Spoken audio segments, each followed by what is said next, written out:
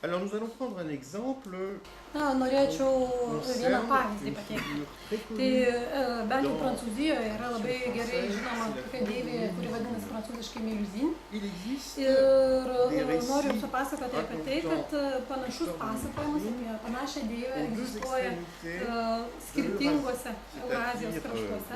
évidemment, Tai žinoma, à na, l'intérieur également. centre taip pat yra, bet aš pateiksiu pavyzdį prancūzišką apie tą pačią deivę. Ir Japonijoje taip pat yra panašus pasakojimas. Žinoma, Japonijoje deivė turi kitą vardą, taip vadinamą. Qu'on appelle en France Mélusine et qui évidemment au Japon s'appelle d'un autre nom.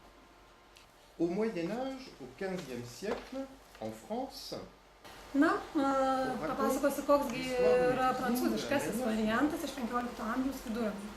Tai pasakojimas yra toks. Vieną dieną jaunuolis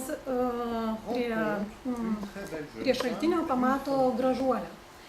Ir jisai pasiūlo jai tekėti už jo. Jis sako, gerai, aš sutinku už tavęs tekėti, tačiau su viena sąlyga. Neklausk manęs, ką aš dariau sekmadienį savo vonioje. le samedi dans sa salle de bain. Évidemment, Na, žinoma, jaunuolis su tą sąlygą sutinka, jie susituokia ir jisai gauna į žmonas tą paslaptingą moterį. Na, bet žinoma, vieną dieną kažkas iš jo šeimos visgi iškėlė klausimą, kodėl ta moteris tavęs paprašė nesidomėti, kuo jinai užsiima sekmadieniais. Ir visgi jinai iškėlė tokią sąlygą, tai jinai kažką labai svarbaus veikia ir tu turėtum pasidomėti ir pažiūrėti, ką jinai veikia sekmadieniais. Alors, le jeune homme prend son épée.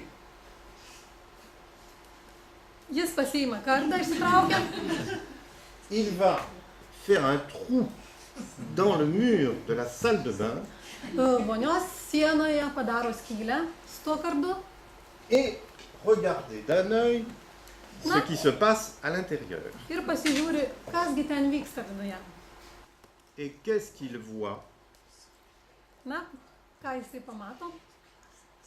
Sa femme est en train de Na ir ką jisai pamato, kad jo žmona maudosi vonioje, tačiau ne iš jos kojų yra pasidariusi uodega. Elle a une grande queue de serpent.